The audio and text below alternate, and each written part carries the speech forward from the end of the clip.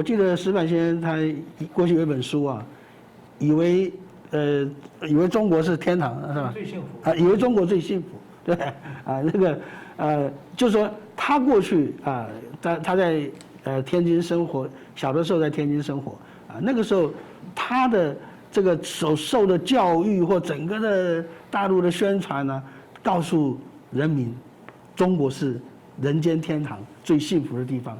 等到他后来他回到日本以后，才发现说，根本不是这么回事啊。所以今天刚才主持人讲得很对啊，现在啊，包括很多大陆的人民事不关己，就觉得说，哎，现在郑州政府或者中国共产党所做的这些事情都是对的，我们不要造成这个不好的影响啊，灾难发生就发生了啊，不要老是去就责啊什么的啊，我们要如何的啊？这个说好这个水灾故事啊，5000年未遇啊，哎，说不好听点，中国有文字记载也不过3000年嘛，对不对？怎么会有5000年未遇的这个基础在哪里？是新的挪亚方舟在郑州出现了，对不对？所以说，那为什么会这个样子呢？坦白讲啊，今天中国最大的问题在哪里？它太大了啊，太大了，然后又强调统一。统一到最后就是什么事情一把手最重要啊？中央一把手习近平，地方一把手省委书记，郑州一把手郑州市委书记，什么事情都要一把手定调，一把手决定。问题就在于说啊，上帝可不管你是哪把手啊，对不对？真正的主宰地球的第一把手是上帝啊啊！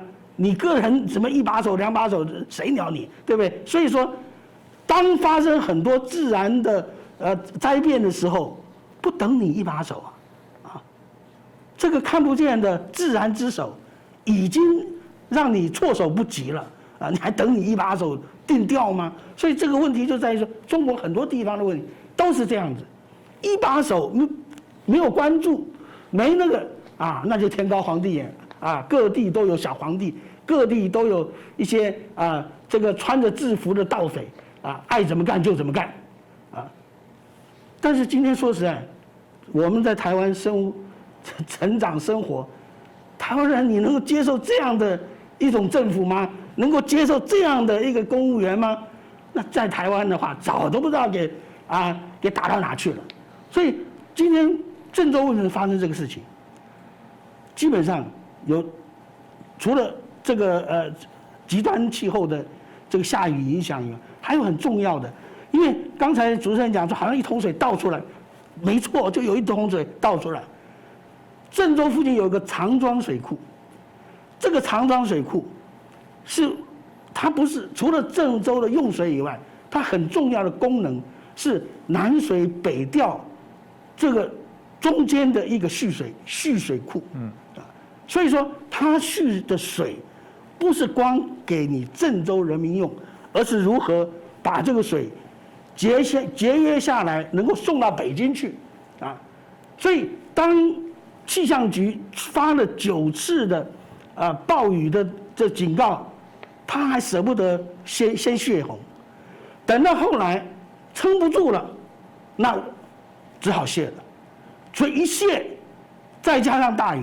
所以郑州马上就是面临着倒了一大桶水，啊，那么这个长庄水库跟郑州的那个这个主要的河就是贾鲁河，它是连通在一起的，所以郑州的水都是从贾鲁河溢出来的。那么贾鲁河会溢洪，主要是什么？主要就是因为说这个水库在泄洪嘛。那么这是郑州，但是还有这个在河南呢，就是那个灾区附近有30几个水库，其中呢有将近20个都已经快要崩堤了。所以那中国怎么办？中国有个原则：牺牲农村保全城市，牺牲地方保全中央，这是它的基本的原则。所以你看到说郑州淹水是为什么？是牺牲了郑州来保全南水北调。那整个地方的淹水又是怎么样呢？哎，已经各农村地方都开始在淹了，但是他为了要泄洪，为了要这个有一些的滞洪区，他把人民的生活区当作滞洪区，把这些乡村的地方当作滞洪区，所以他反而说啊，炸堤，把堤决了，让这个洪水能够流到这些乡下地方，人比较少一点的地方去，这个产生一个泄洪的作用，这个滞洪的作用。但是今天这个事情，啊，难道说乡村的人不是人吗？啊，虽然说他人相对于城市他少一些，但是人命是等值的。在中国的话，啊，我们有一句话讲说物以稀为贵，另外一面就是人以多为贱。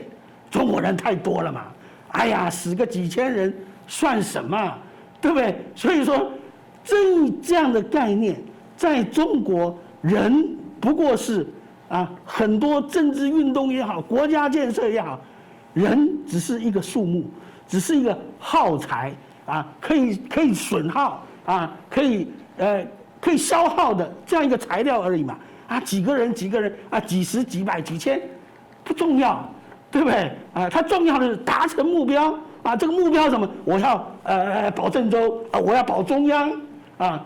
为了达成目标，那你该你牺牲，你就自认倒霉吧，对不对？但是这个坦白讲，站在人权的角度，这是完全不能接受的，对不对？难道我的命不是命吗？啊，难道乡下人命不是命吗？所以今天我们看到说，中国有个很极端的现象，有钱的富到冒油啊，他可以用非常低的这个工资成本，获得很多这些农民工对他的服务，但是农民工却苦的真的是冒泡啊！有的农民工上城打工啊，搞了1年下来还拿不到工资啊！为什么他这个会有这么恶劣的这个老板呢？啊，因为老板的老板啊克扣掉了，老板的老板又有老板啊，到最后背后都有中共当权者的身影。这就是他们的制度嘛，啊，所以这样的一个制度，这不是一个合乎人权真正的合乎我们要国家干什么？我们要国家不就是我能安居乐业，我的生命得到保障我能够这个传衍后代下去吗？结果你这个国家确实把你当耗材你倒霉了你就不算什么事，对不对然后说你脱贫了。明明你苦个要死，对，说你脱贫你就脱贫了，这个最大的不平等是在同一个族群国家内部里面，有一些人是严重的剥削者，另外一些人就是严重的被剥削者。在这个水灾里边，我们看到的就是这个现象的缩影，这个现象的另外一种表达方式。